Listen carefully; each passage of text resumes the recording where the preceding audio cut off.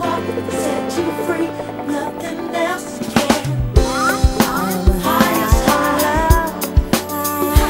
high, takes you there, brings you back again. Great. So here we are today as ICF Dubai Chapter with Dr Marshall Goldsmith. Quite frankly, really excited. So it's really good to be talking with you, Marshall. So we're here really as a chance from the ICF chapter and myself as vice president of that chapter to talk to Marshall about executive coaching, and Marshall being really the top executive coach around the world and one of the top 50 business thinkers. This is a great opportunity for us to just connect with Marshall and ask him a couple of questions. So Marshall, first of all, thank you so much for being here. Very happy to be here. Thank you. Having a great time. Fantastic. So let me just cut straight into some of the questions, perhaps. Okay. First of all, ICF is very new here in the Middle East. Can I ask you, what is the importance of a governing body such as ICF for executive coaching in general? I think it can be very important because a couple of reasons. One, giving people standards, but two, a support group. People that can work together, help each other, and then build networking, positive relationships so that they not only learn together, but they help each other and do business together. And I think to the degree we can be friends as opposed to competitors, everyone wins. Fantastic. Yeah, and I fully concur with that. What about purchasers of coaching? Now, that could be organizations, but it could also be individuals looking for personal coaching. How does ICF, how does it serve them as purchasers of coaching?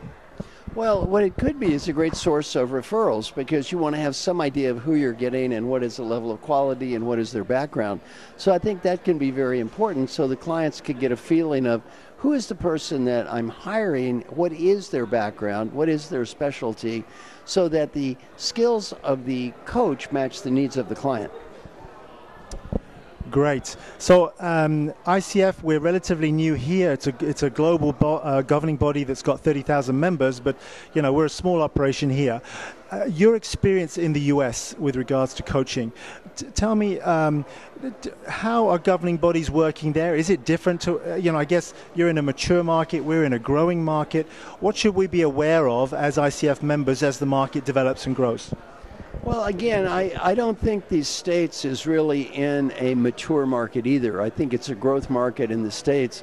It's a pretty new field overall, so I think it would be a good mode to learn from each other. So you can learn from the people in the States about what they're doing, but also teach the people in the States about what you're doing, because there's no reason that there should be a long catch-up period between what they're doing and what you're doing. So very good, exciting opportunity to learn from each other and also to share cross-cultural knowledge. You're working in different countries, different cultures, different places. It's a great opportunity.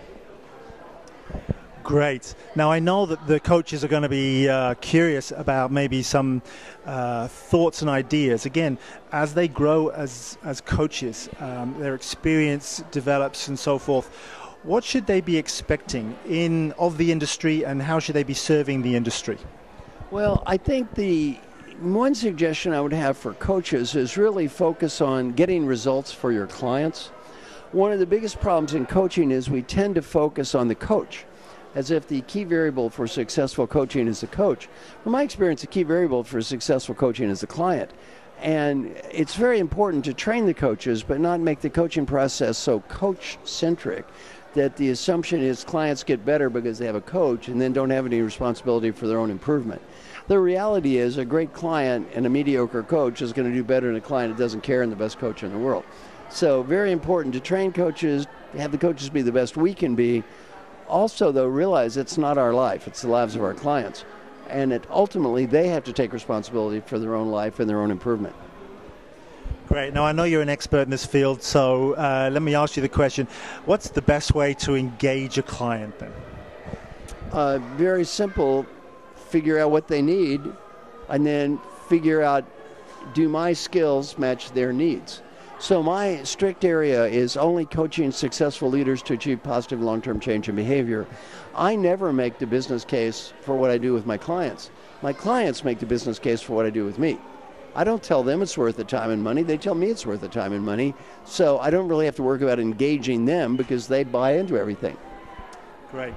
Marshall, listen, we've run out of time. Here we are on the top of the Burj Khalifa, and fantastic to be with a business leader and on top of the highest building. So thank you so much. Really appreciate that. Thank you very much. Great, thank you.